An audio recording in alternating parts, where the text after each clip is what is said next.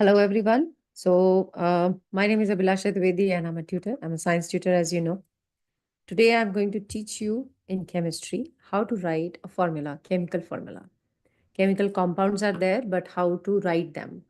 It is very confusing for a lot of children. So, I have decided that this is the topic I would like to teach today. I'm not going to use any kind of pictures. I think I'll just explain you from, with writing.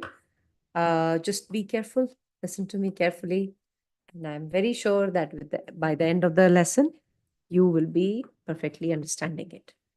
Okay, so let's continue. So, if you don't know, then you can go and watch my video I have uploaded before, that what is atomic structure and electron configuration. So, I'll just give you one. I'll start with sodium, just a kind of, quick preview. So if you look at the sodium structure, you'll find that there are two, 8, and 1 electrons, right? And chlorine and oxygen. So these are the three elements I'm going to use today. Chlorine is a non-metal. Sodium is what? It's a metal, right? Sodium is a metal. And chlorine is a non-metal.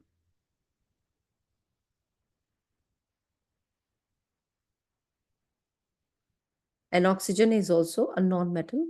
And the numbers I'm writing, they are called as electron configuration. What does it mean? It means that how the electrons are arranged inside an atom. And you know what? They're always fixed. What is the meaning of that? That means these numbers 2, 8, 1. What are these? These are the shells. 3 shells are there. Chlorine also has 3 shells and oxygen has only 2 shells. Now we have to be careful about the outermost electron, that is 1 in sodium, 7 in chlorine, and 6 in oxygen. These numbers are the most important numbers when we are going to write the formula. So this 1 here, 7 here, and 6 here, they are called as valence electrons or outermost electrons. So when you are writing formula, it is the outermost electrons which are the most important for you. Okay.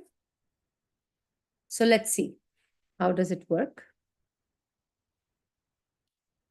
In metals, whatever the number of electrons, the outermost electron I'm talking about is, that is the number we are going to use for writing formula. But for non-metals, it will be 8 minus number. What do I mean by that? For chlorine, it is 7, correct? You subtract this number from 8. You will get -1. For oxygen, this will be 6 minus 2. What you will get? 6 minus 8, sorry. Yeah, what you will get? -2. Now, these numbers are your valence electron. So now we are ready, to write the formula. I'm going to teach you to write, to understand how to write two formula, sodium chloride and sodium oxide. So let's continue. Let's go on. I'm just going to scroll my screen. Okay. This board will be slightly, I don't know if it is visible. I'll try to make it visible also. Yeah, I think this is good. This is good enough, right? Okay. So I'll start with sodium now. Sodium, as you remember, the valence electron was just 1. For chlorine, also it was 1, correct? Now we do crisscross. What is the meaning of that? Swapping or crisscross. Crisscross or swap. What we are swapping here? We are swapping the electrons. So that means sodium is going to have the chlorine electrons and chlorine is going to have the sodium electrons. So the formula would be sodium chloride. It looks both are 1, right? So that means we are not going to write the number. It will be exactly the same. So it will be NaCl and the name is sodium chloride.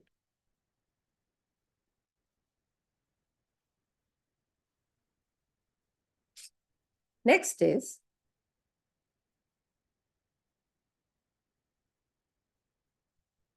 as I said, we'll do sodium and oxygen. And I'm very sure when we do this, sodium and oxygen, it will be much more clearer to you.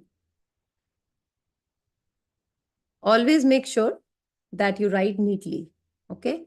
If there is some kind of mistake has happened, please erase it. Or if you're using your pen, maybe you just remove that section and start from the under the that. Don't just overwrite. Overwriting will lead to lose marks because it's nothing is clear then. Okay, nobody appreciates that and appreciate teachers' time because they want you to give good scores. But if you are not writing neatly, it is not going to help you. Okay, it's not going to help you in terms of scores. Okay, let's continue. So we are doing the second formula writing. Sodium is still 1 and oxygen is, if you remember, it was 2, right? So now the crisscross or the swapping will be more clear to you. As you can see, sodium will have 2, oxygen will have 1. But as you know, we don't really write what is 1. So it will be just Na2O. Okay. What is the formula now? What is sodium oxide? Easy, right? It is very easy. Just you have to understand the outermost electron or the valence electron number. If it is a metal, then you just have to write, that number, the outermost number, electron number. And if it is a non-metal, just subtract 8 from it. The number what you get now will be used for writing formula. Now you can ask me that why actually we are using the number, the valence electron. We are using the valence electron number because that many electrons, the outermost ones, are involved in the formula. And the second is that, 8, why we are using number 8? Because 8 means stable configuration. So if there are 8 electrons in a particular shell, that means that one is stable. If you see neon, not neon actually, yeah, neon is good, not helium, neon is good. Neon has 2,8 configuration. So because it is 8, you won't see any compound like neon chloride. You won't see because it's a stable noble gas element and it won't react easily. Easily. It will react, but not easily. I talked about helium a few seconds ago. So helium doesn't have 8 electrons. It just has 2 electrons. That means it won't react with, it won't react with it has got 2 because that particular shell can have maximum of 2 electrons. It is the first shell. That's why. Okay. You always see that when we write electron configuration, it is always 2, 8 like that, right? So the 8 number of electrons starts from only from the second shell. Let's try with magnesium now. So magnesium go like this. Magnesium, what is the configuration? It is 2, 8, 2. So the valence electron would be 2.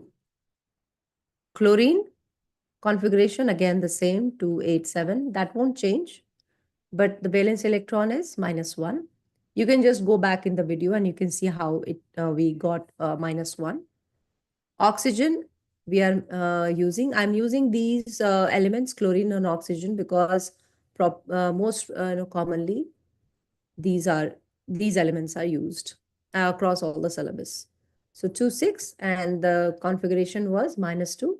I'll just explain you because we have subtracted 7 from 8, 6 from 8. Okay. So that's why, and 8 is a number of stability. So I'm very sure that all of you are so smart. So let's write the formula now. Magnesium, valency 1, chlorine, valency 1. So magnesium is 2, chlorine is 1, crisscross, and voila, we have magnesium chloride.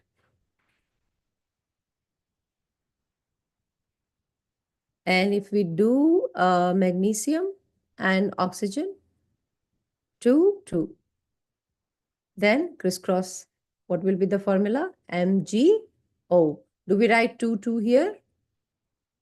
No, we don't write, okay, because they are the same number. What is the name of this compound? It is magnesium